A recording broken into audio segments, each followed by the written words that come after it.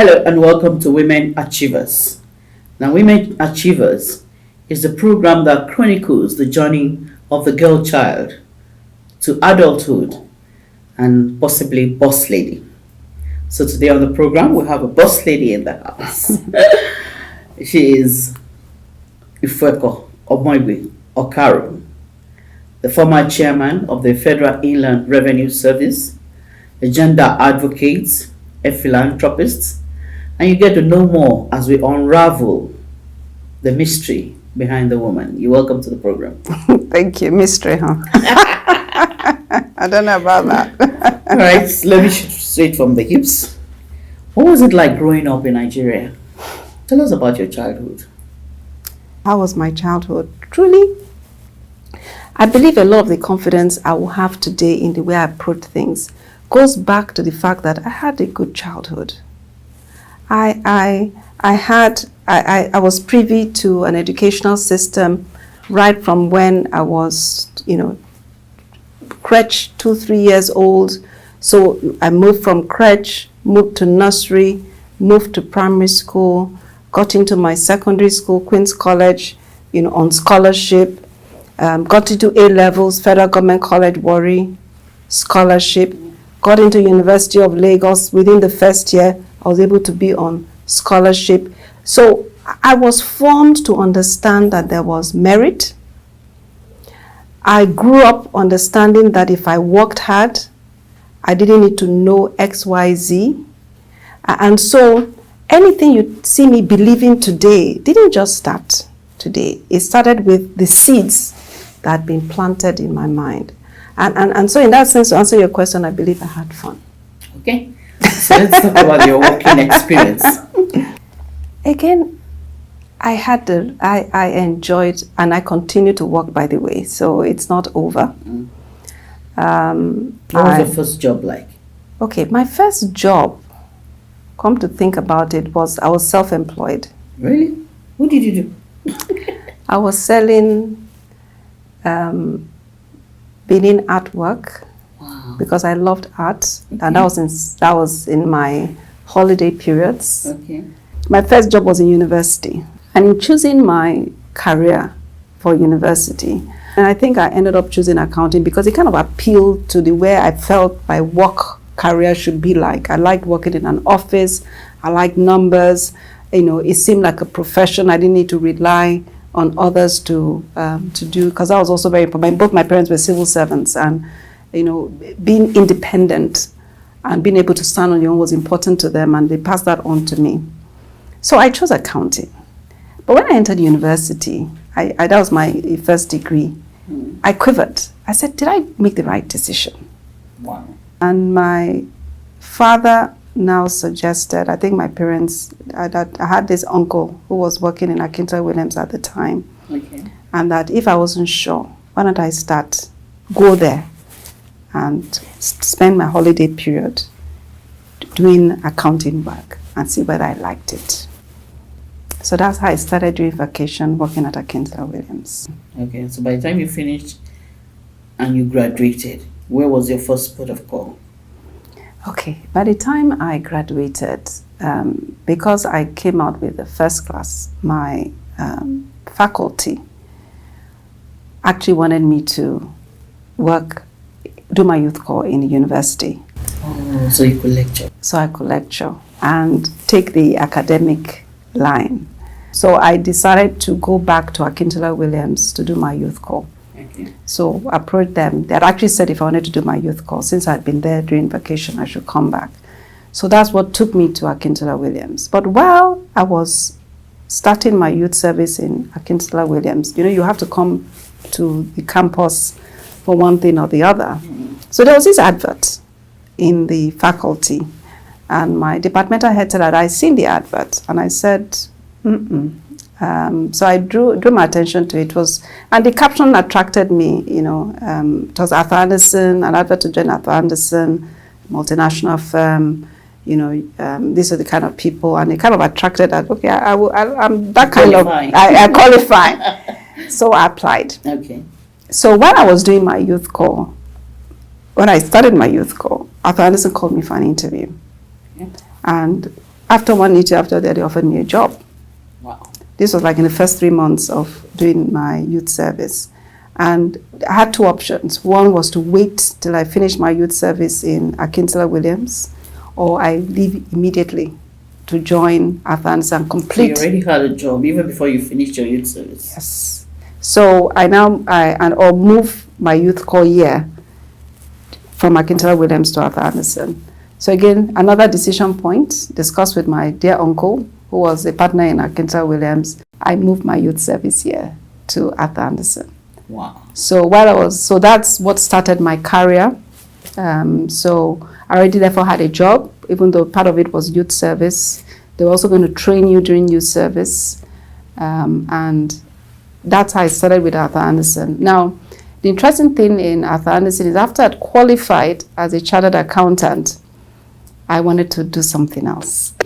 I wanted to work in tax. I found the tax work interesting. So I moved from audit in Arthur Anderson to tax. I took a study leave after 2 years. I got a Commonwealth scholarship. So I now went to the UK. Really fond of getting scholarships. For master. It was just popping all the way. It was popping, but that is why I honestly believe in scholarships. I went to Imperial College for 1 year, the Commonwealth scholarship, and then came back.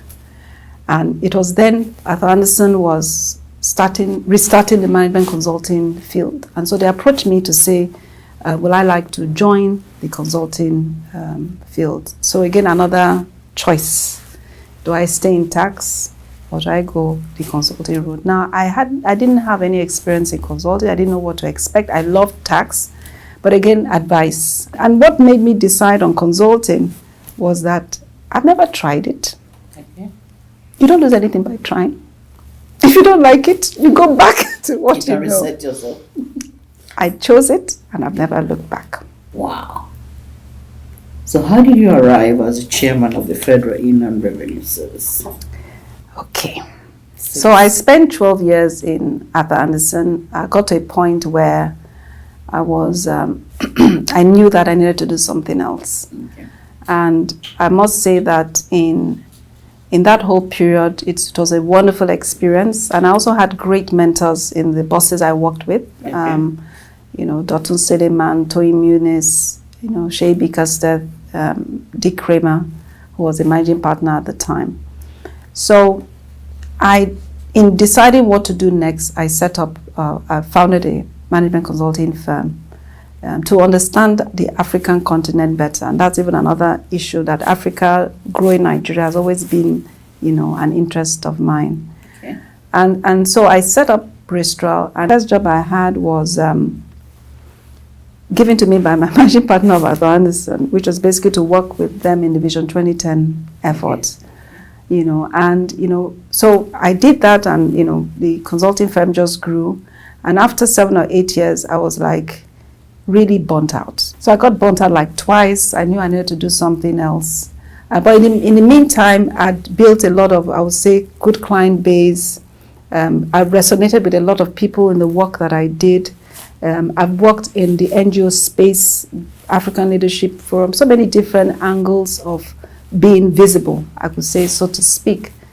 And so I took this break, and I was thinking of leaving consulting altogether, doing something else. And here I was, I think it was a cousin's wife that was turning 50 at the time in Ghana, and I got this call saying, would you like to work in there's an opportunity for a job at the chairman, as chairman FRS, the president would like to speak with you. I've told this story, in different places.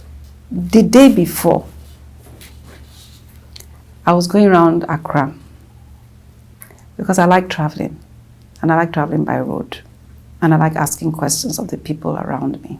Like road trips? Road trips, I love road trips. I was in the taxi, and I saw some billboards, and I was like, I said, you guys, there's a tax system, driving what you do. They said, and then the man was not talking to me about VAT. The taxi driver, yeah. I don't know who the president was, but they did a very good job of getting everybody to go with them as to what they were doing. Mm. I was so interested. I said, so the development of this country is driven by taxes. And I said, in my mind, I was like, I wish Nigeria could be like this. the day after I got a call saying there was this opportunity. So yes, it was an answered prayer. Perhaps, perhaps. But I never really had as part of my career path to be chairman of course of FRS. So that wasn't. All right, we'll go on a short break. Women Achievers will continue. Stay with us.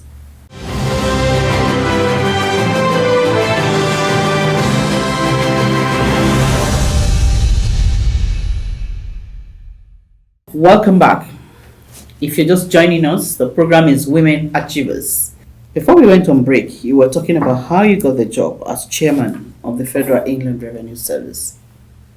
Can you give us a recap or the conclusion? You were not quite concluded. Okay, the recap is that I got a call, Okay. I believe through the Minister of Finance's office and also through a personal friend, from a client as well, there's this opportunity. They forwarded my CV. They must have reached out who can do the job. And I went to see the President Olusegun Obasanjo, and I would say it was an interview. Wow. So I went through an interview process. He talked about what he wanted to achieve, would like me to take up the job, asked if I had any issues.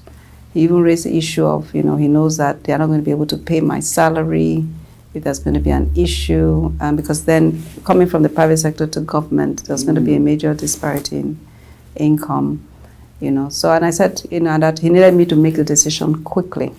So I just had 24 hours to make the decision. So, and within 24 hours, I accepted.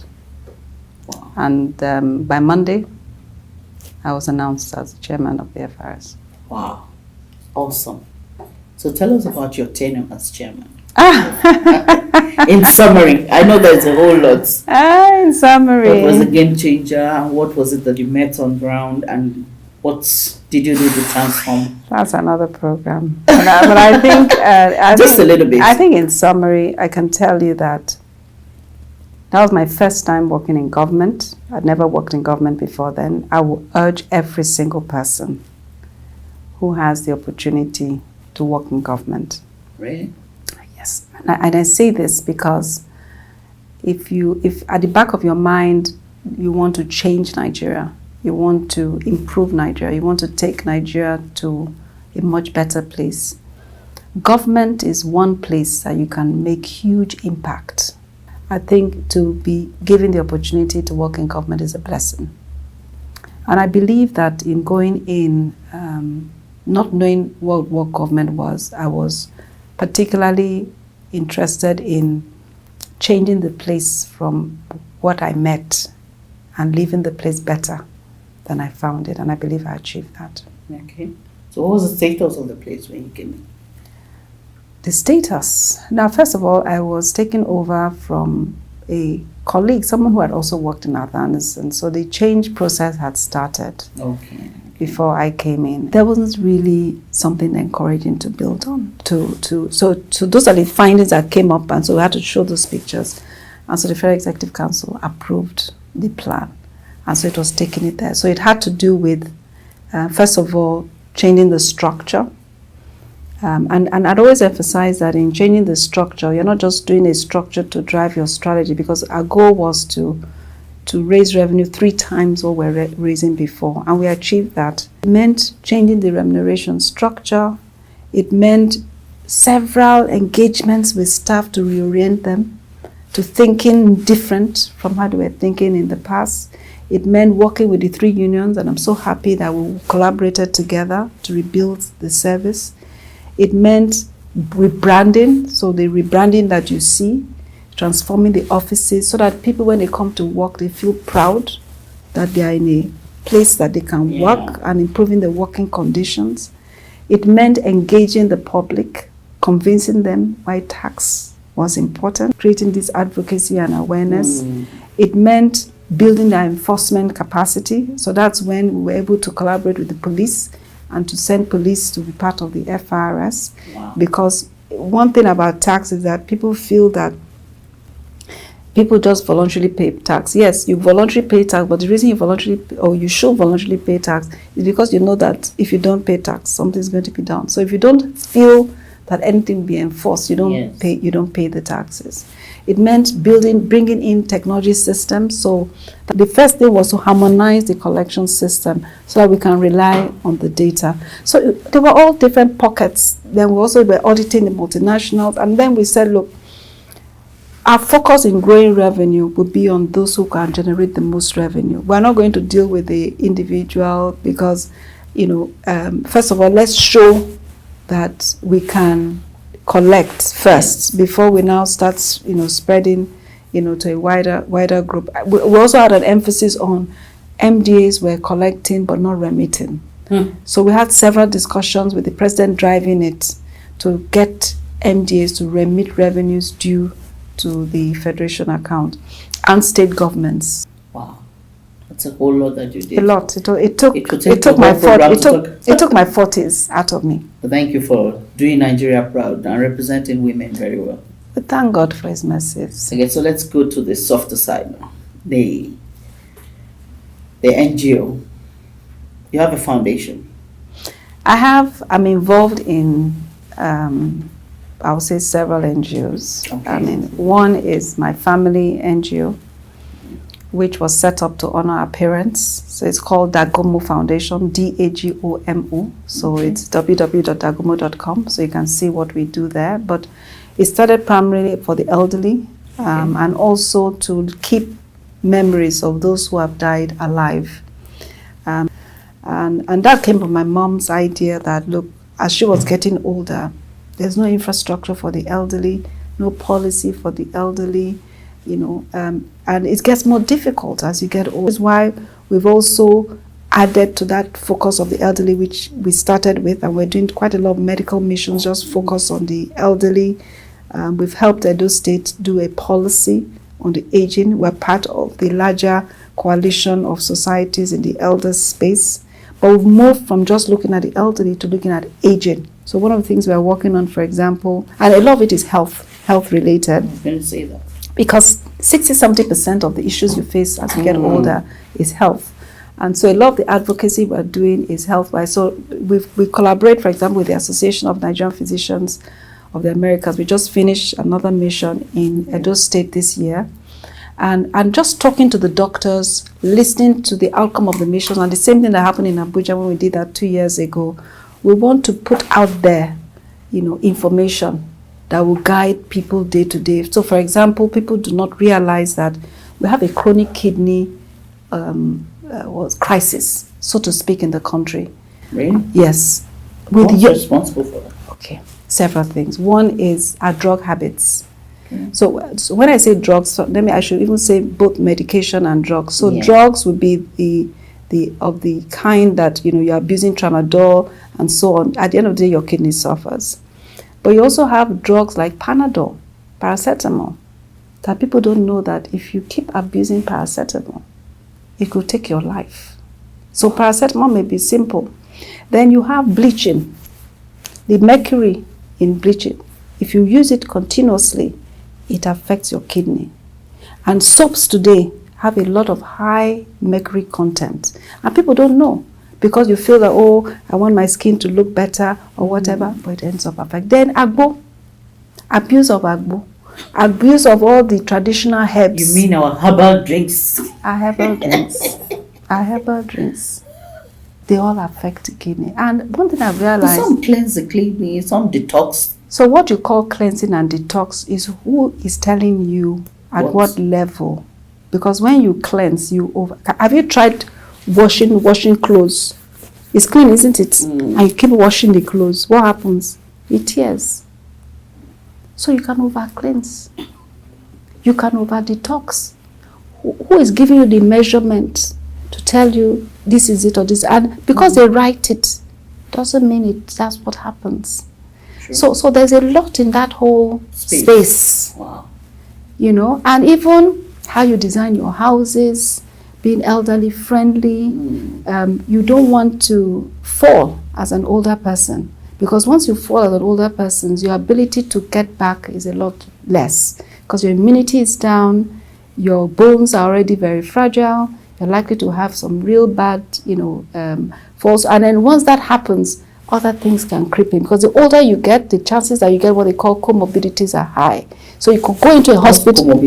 Related problems. As you get older, your body can't handle so many things anymore. So it's you need to start early. You have to start early. And I think in all things, don't do too much. Sure. In all things, don't do too much. So that's what Dagomo, is about. Okay. But also the space I play now, because I've always done one thing or the other in the community space. Right now, I'm the president of the Queen's College All Girls Association. Okay. That's where I attended my from 1 to 5, then it was from 1 to 5. Now it's GSS. So you're a QC girl. I'm a QC. So I'm the president of the association. Okay. And again, our focus there is we're looking at Queen's College. In fact, it's nice we're talking now. Queen's College is 95, October 10. Wow. So it's a 95-year-old school that has built generations of quite a lot of women leaders. We're all privileged and happy to have benefited from that, but we also want to give back. So we came up with a strategic plan, a 10-year strategic plan to position our association to support girl-child education, see ourselves as role models for other girl children, position our school in such a way that as a public school, and perhaps one of the, if not the largest national girl-child public school, as an avenue for giving opportunity to girls all over the country who can't afford ordinary to go to a private school to come to a world-class public school, and in fact, if you get scholarships without paying a dime. This ASU strike, given the opportunity of leadership, how would you address it? It's becoming a recurring decimal. For ASU, honestly, I feel for them. I feel for the lecturers. The reality is that if we do not invest in our teachers, if we do not invest in the school infrastructure, if we don't invest in providing a sane educational environment, we're mortgaging the future of this country. I feel that the strike is for a good cause, and anything that can be done to create a win-win for all parties should be done. I also feel that there are some fundamental issues that are not being addressed. Can government really fund universities? I don't think so. You see, right now, when you say universities should look inwards, they are set up to be government institutions. So it takes government to come up with, I would say, legislation. And look, maybe, you see, the way I see government is you help set up a foundation and then let go. Government is not spending enough in the early childhood and in the primary. They don't have the money to do that. I think we should concentrate government's money on that and let go of, even if you want to even push to secondary, tertiary, it's a lot of money to drive tertiary education. But they have the Tertiary Education Trust Fund. It's not enough. And I was told that it was also born out of an ASU strike. Each school, and education tax is one of the things FRS was raising. But when you make things general and not situate funding specific, you lose the essence of the nuances of each different institution. There's nothing like in Queen's College, what are we trying to do? We're setting up a 10 billion endowment fund for starters to raise funding for the school. Because to even fund a secondary school takes a lot of money. Wow. So each university should have an endowment fund. There is no reason why, as part of the resolutions of getting us out of this, I would say, I don't know how to put it in stalemate. I don't know whether it was stalemate or it's like a pit that you pour something in, like a basket, There's nothing stopping each university from working with their alumni to set up an endowment fund. Let government continue to provide the standards, provide this, but let's encourage alumni. The other day, was it in UCH or so, one person was talking about building a hostel or so for the College of Medicine. Do you know how many doctors have graduated from UCH at extremely subsidized fees? I think looking at this problem as just an issue between government, the lecturers, I think we're missing, honestly, I'm missing the point. Yes, government says they don't have money. The lecturers say they need the money. But we can't say that because of that the lecturers are doing the bad thing. They need it. The lecturers are just as much as everybody else. They go to the same market as everybody else. If you don't have a lecturer that has the frame of mind to teach, what are they teaching the children? Nothing.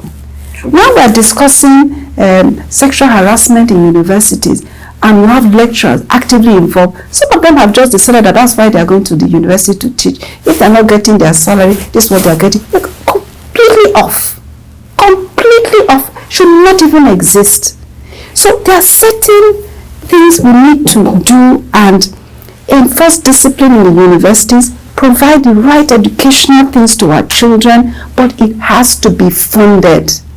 We can't say teachers, lecturers go back. So I don't see us coming up with solutions that will help government address their funding challenge and help the lecturers raise their remuneration, provide the infrastructure, give them a certain level of freedom that will give us the kind of tertiary education that we need. So please, so for me, it's about more ideas, coming around to the table. When we compromise on our educational system, you hit at the core of what makes a country great. You hit at the core. So it's really about coming back to the table. Creating more division is not a solution.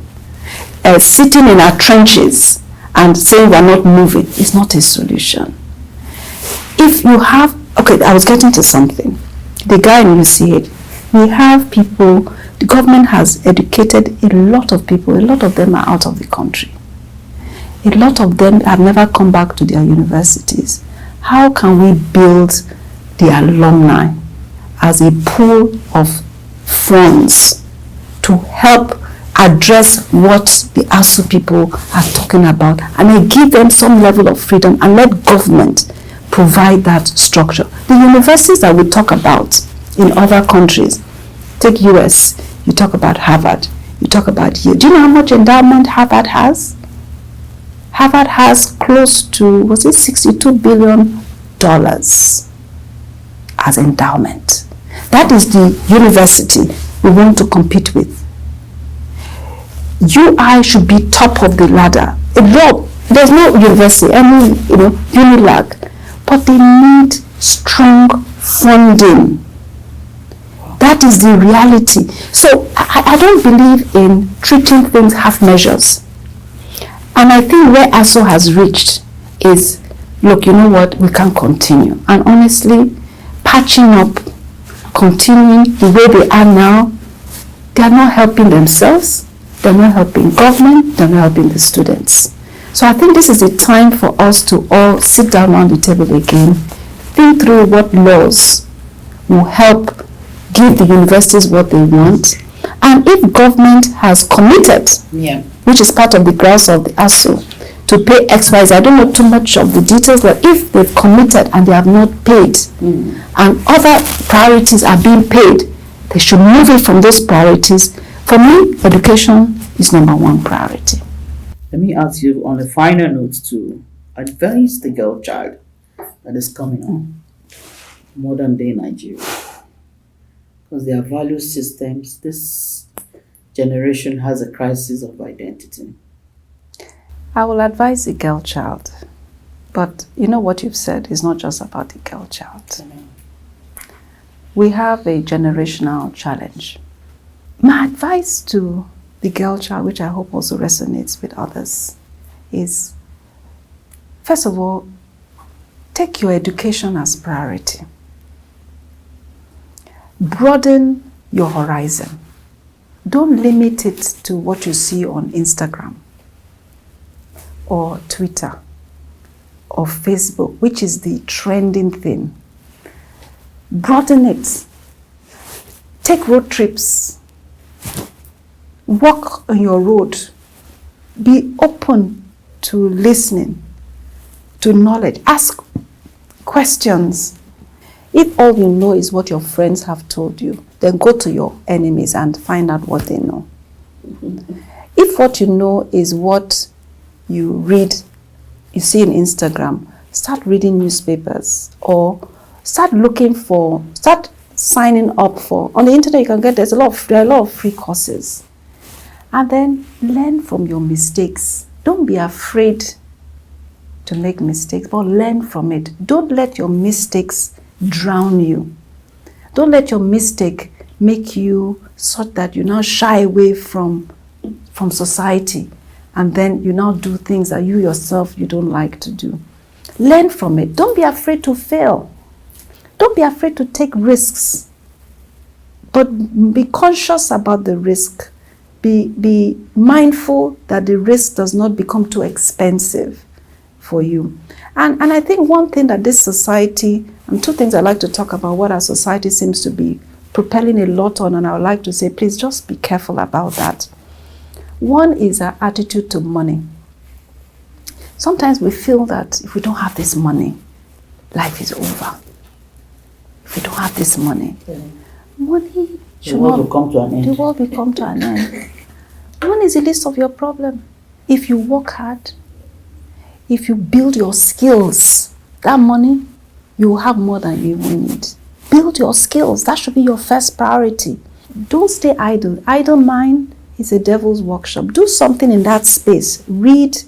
Go sit down in a place and observe. That's learning. Do something else. So cash is evil, quite frankly. It can move you in territories that after a while you regret you ever went through. And yet cash is important because you need it to survive. But don't let it be your goal, because when that happens, you lose the sense of principle. Be principle-centered to achieve the goal of having a quality life and all the things you need to do. So that's on the one hand. Then the other thing I like to talk about is the self-confidence of a lady is who she is. Unfortunately, we're in a male, in a what I call a male-dominated society. Don't let that put you down. I want to encourage you that you can be better than anybody else says you will be. You can always choose to be the best in what you will do. Don't look at yourself that you have limitations because you're a woman. We all have limitations, both men and women. Okay, so it's not because you're a girl child that you have limitations. So take advantage of what you are good at, build on it, and if you find that you are in company that keeps putting you down because you're a woman, gradually shift and look for where you have company that will uplift you as a woman, because that's what will build your self-confidence. And I wish you all the very best. Thank you. You have spoken well. Thank you very much for coming on Women Achievers. We appreciate you and we're proud of you. Thank you for the opportunity to be here, and thank you for what you do. Thank you. God bless you. Amen. My name is Mayowa Oluwabi. Thank you for watching Women Achievers. We'll be back again next week, same time.